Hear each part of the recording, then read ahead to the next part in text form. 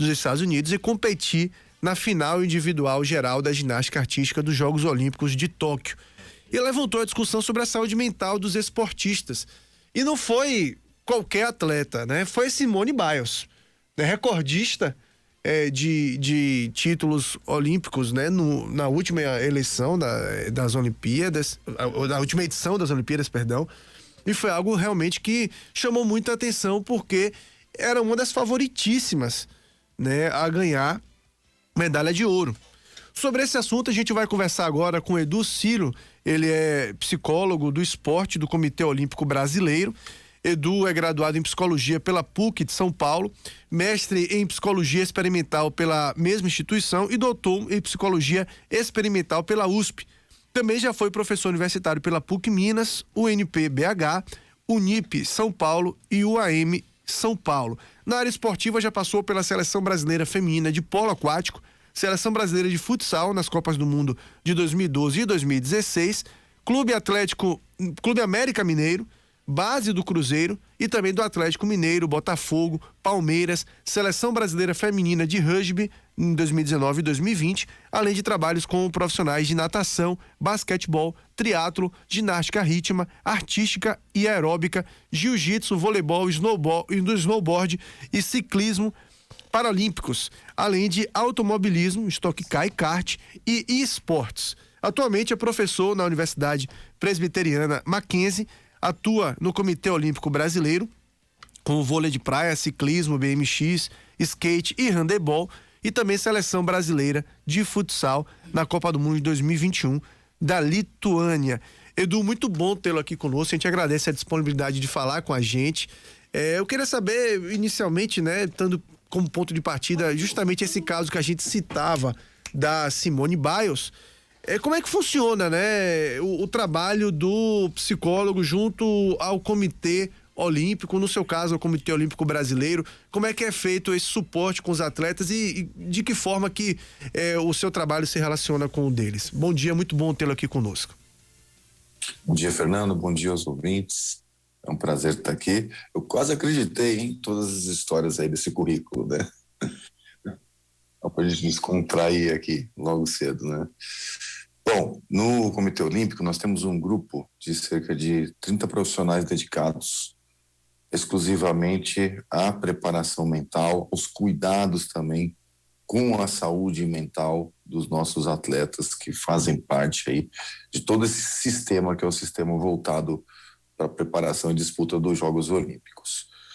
Então, durante todo o ciclo, nós acompanhamos atletas, equipes, treinadores, no sentido mesmo de melhorar a performance, de aumentar a chance de bons resultados, mas sempre de olho também e cuidado com os excessos, porque não é fácil. A vida de atleta de alto nível é uma vida de muito sacrifício, a tensão é sempre grande, o nível de desafio também, então nunca tem praticamente dia de descanso. Dia de descanso deles é dia no qual eles estão se recuperando de um treino, se preparando para o próximo. Então o cansaço, o que a gente chama de burnout, que é o esgotamento, é um risco que está sempre por perto.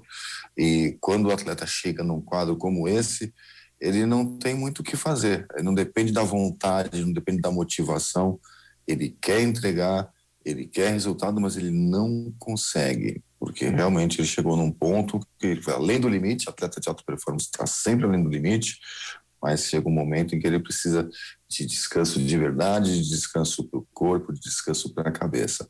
Então a gente está sempre ali, junto com eles, acompanhando, de olho, né, para que eles não passem desse limite tanto que eles não consigam voltar. Só que de vez em quando acontece, como aconteceu com a Simone Biles. Pois é, esse caso da Simone Biles chamou muita atenção, porque, como eu falava, né, é a Simone Biles, é um ícone do esporte. Eu fico imaginando quantos e quantos casos não aconteceram e que as pessoas não prestaram atenção porque não eram atletas que no momento estavam com tanto destaque como ela tem, né? Quantos títulos perdidos ou ganhos porque o psicológico estava bom ou mal. Nesse tempo de experiência que você tem com o esporte, o quanto que você notou do psicológico decidir competições, até mesmo como Olimpíadas, né? A pessoa está sentindo um pouco a pressão, está abalada por algum problema pessoal e de repente aquele outro lado, né, que o público não vê e muitas vezes a performance não sai como deveria. O quanto que isso influencia de fato no resultado, Edu? Influencia bastante, Fernando. Se você tiver 2 atletas ou 2 equipes no mesmo nível de preparação em uma disputa, os aspectos psicológicos vão ser decisivos, né, para decidir efetivamente quem vai ganhar ou perder aquela partida. Se for uma partida decisiva, né, uma competição decisiva em um torneio, e vai coroar, né, ou comprometer todo o ciclo de preparação. Então, não é incomum que a gente veja que quando a gente não consegue explicar por que algo não deu certo, a gente coloca a responsabilidade no psicológico, né? Então, fala, o psicológico não foi bom, né? O psicológico estava comprometido. É comum, é frequente, e de uns tempos para cá, as pessoas que fazem esporte estão entendendo que precisam de serviços de preparação psicológica específica para o esporte durante todas as etapas de treinamento e disputa de competições. Não basta chamar um psicólogo, por exemplo, para um jogo importante só. Não tem milagre ali. É o mesmo que você esperar que um fisioterapeuta vá curar uma torção de tornozelo, uma lesão de músculo de um dia para o outro. Isso não existe, né? Na prática, o que funciona é contar com um profissional todos os dias, profissional que faça parte da comissão técnica e que possa desenvolver ações de prevenção, né, de deslizes psicológicos e também para o crescimento das habilidades mentais. Isso é trabalho sério, trabalho que funciona, mas desde que seja feito como qualquer outro trabalho especializado no dia a dia. Bom, a gente vive uma era das redes sociais, né? Alguns atletas ganharam muitos seguidores, muita popularidade durante estas Olimpíadas, simplesmente por estar mostrando os bastidores, mostrando o lado que o público não vê.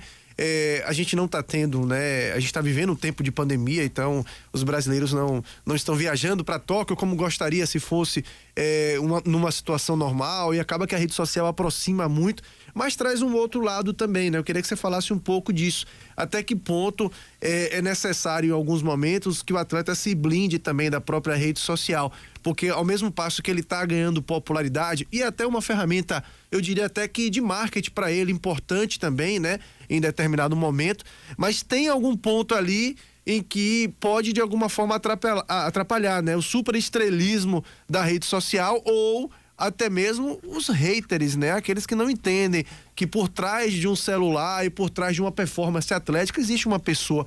Como é que você lidar com esse momento, né? Da era das redes sociais e como conscientizar o atleta nesse sentido?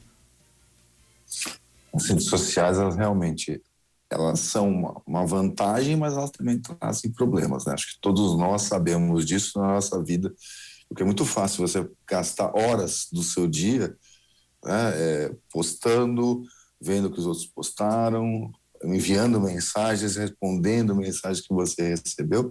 Isso não é diferente para os atletas de alta performance. Com o diferencial que se o atleta não está blindado, você consegue chegar nele como você não conseguiria alguns anos atrás, né? Então, nesse sentido é uma vantagem porque aproxima, mas o atleta precisa saber lidar, né, com a tentação de ficar transmitindo tudo o que está acontecendo nos bastidores, como ele está se sentindo, o que ele está pensando, emitindo opiniões. Por quê? Porque o descanso do atleta profissional é fundamental. Ele faz parte da preparação, ele precisa se alimentar, ele precisa dormir, né? Enfim, ele precisa permitir que o corpo e a cabeça se recuperem para o próximo desafio. E se você está o tempo inteiro atento às redes sociais, você vai se desgastar, né? E com essa possibilidade aí importante que você citou, os haters.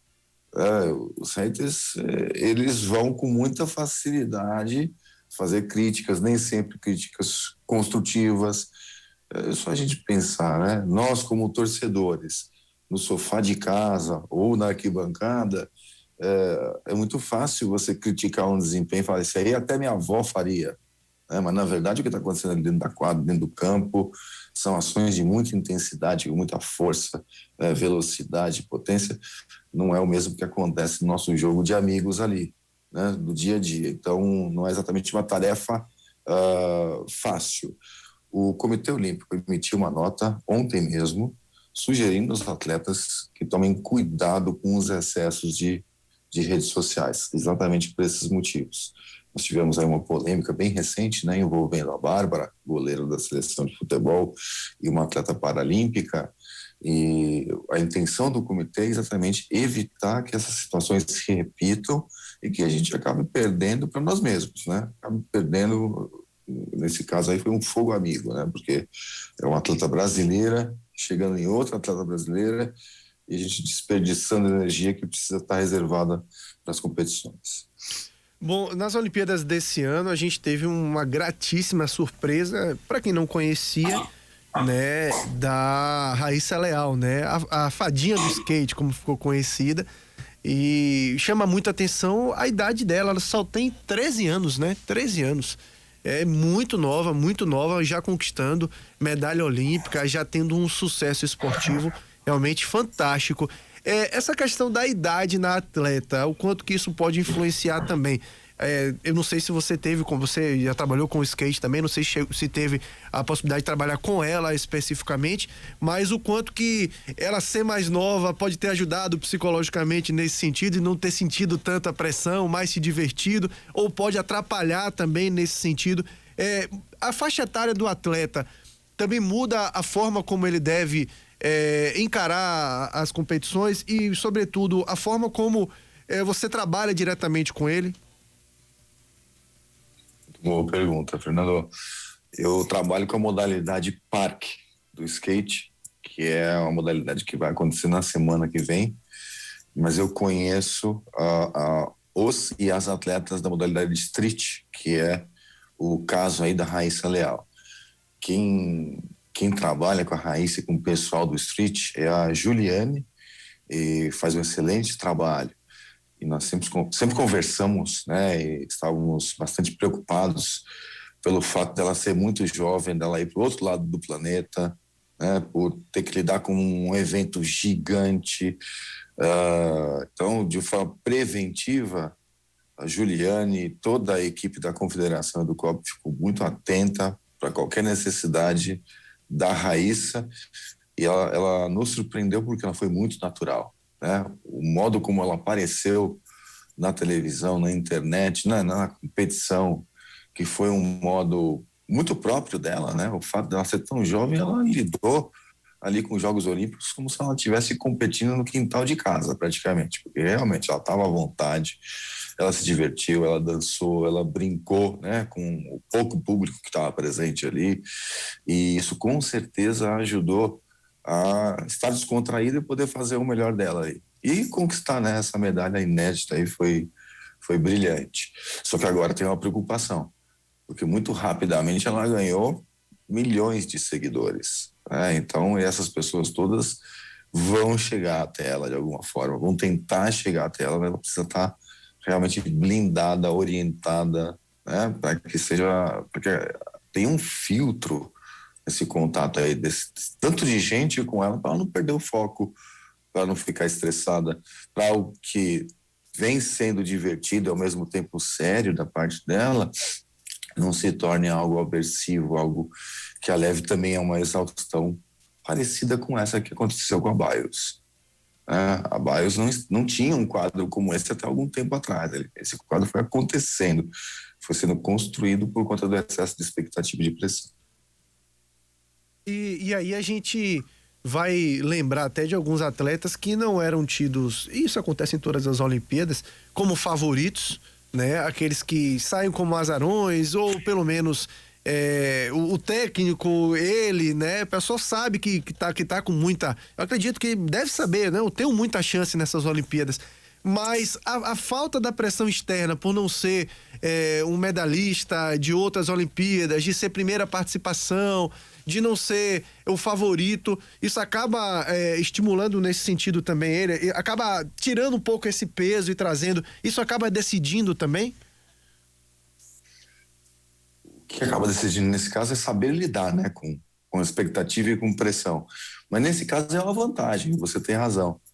Porque você chega na posição que a gente chama, né, de underdog ou azarão, então você vem sem esse peso da expectativa, é uma condição a menos para lidar e para te atrapalhar. Muitas vezes a gente chega com muito boa intenção, né, para um atleta ou um atleta favorito, e fala assim, vamos lá, hein, vamos representar, você ganhou tudo esse ano, né, agora não vai ser diferente, e o que parece apoio vira pressão, porque o atleta, se ele não sabe lidar com esse tipo, né, de fala, ele acaba pensando assim, puxa vida, eu tenho que fazer, né? Eu fiz até agora, eu não posso decepcionar as pessoas, e isso por si só já pode atrapalhar, porque aí vai lá para o evento, vai para a competição, pensando, né, em agradar, em cumprir as expectativas de outras pessoas. Isso para nós já é perda de foco. Então, na preparação mental dos atletas olímpicos, a gente sempre coloca na nossa cartilha formas para lidar com essas expectativas. Técnicas de concentração e regulação emocional, para que você não se preocupe, para que o atleta não se preocupe, né, com este apoio que pode acabar ficando pesado. É uma estratégia que a gente sempre antecipa.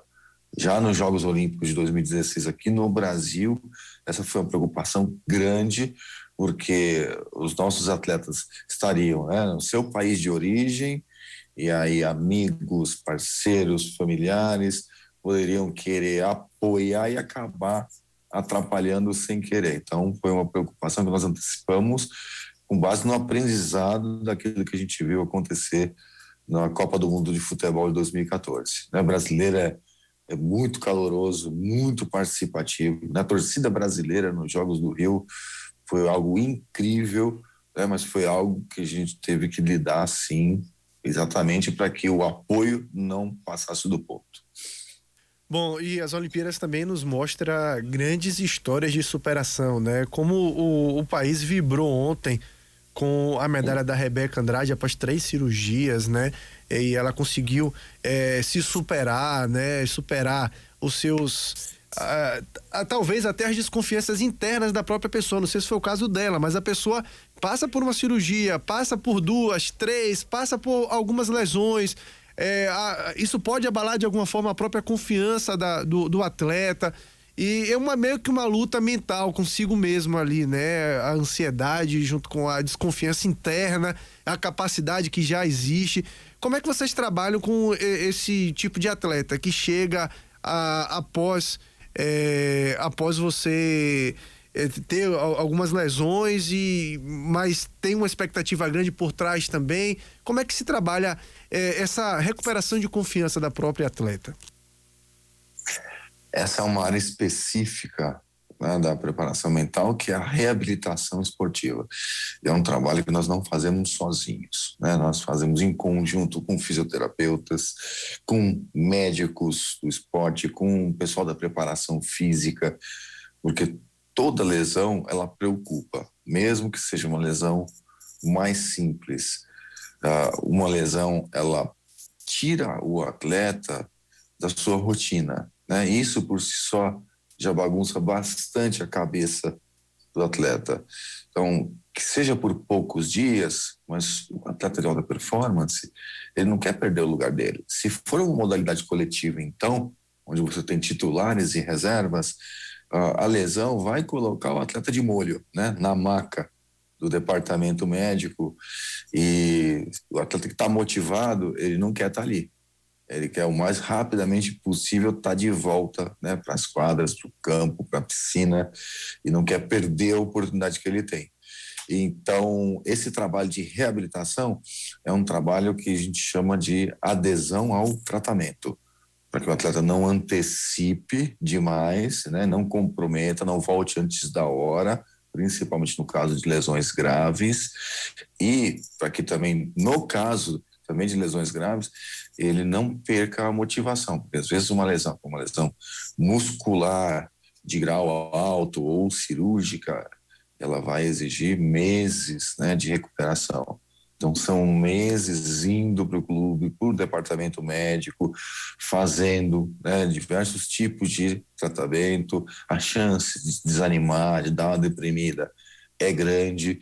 Se é uma lesão grave, o atleta sempre fica preocupado exatamente sobre como ele vai voltar, em que condições vai voltar. Não são raros os casos de atletas que a gente percebe que conseguem voltar fisicamente, mas que estão com muito medo de se machucar novamente, né, e começam a segurar um pouco a perna, o braço, né, para se poupar, para prevenir, e aí isso compromete a performance. Então, é um trabalho que precisa também ser feito no dia a dia, exatamente para ajudar o atleta a ter essa confiança para o retorno, porque só o atleta no seu máximo que consegue entregar os melhores resultados.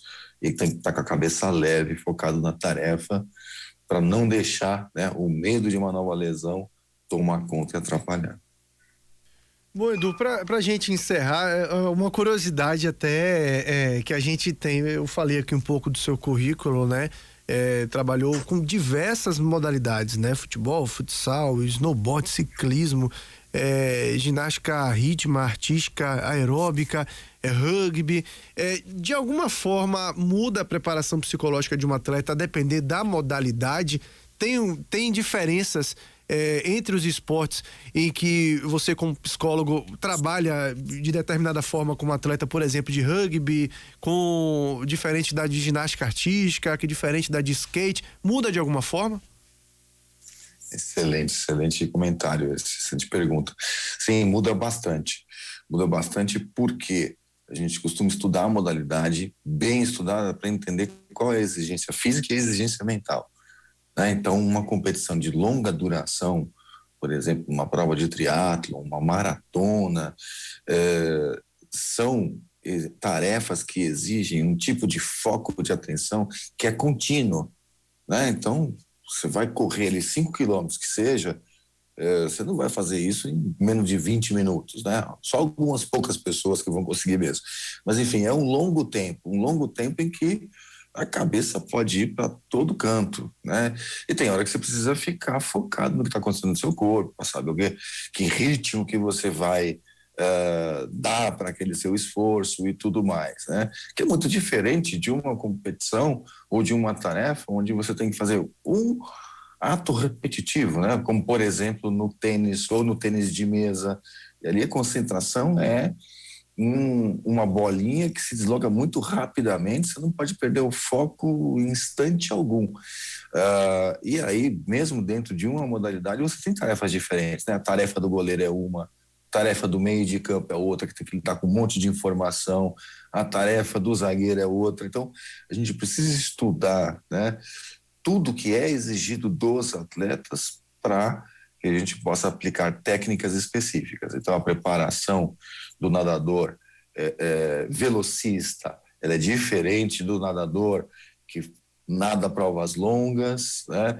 E isso tudo exige de nós, que trabalhamos ali do lado deles, conhecimento específico como o que eles têm, para que a gente também possa ajudar de verdade e não fazer trabalhos superficiais.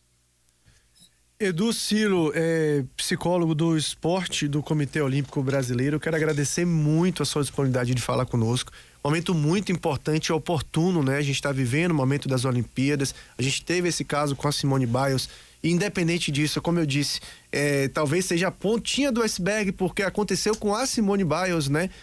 Isso já deve acontecer em todas as Olimpíadas, com vários e vários atletas, talvez de menos renome, e isso faça com que passe despercebido do grande público, e de modo que é importantíssimo a gente discutir mesmo esse assunto. Quero agradecer muito a sua participação no nosso programa, desejar sucesso, ainda mais sucesso no seu trabalho, e até a próxima, viu? Foi muito bom falar contigo.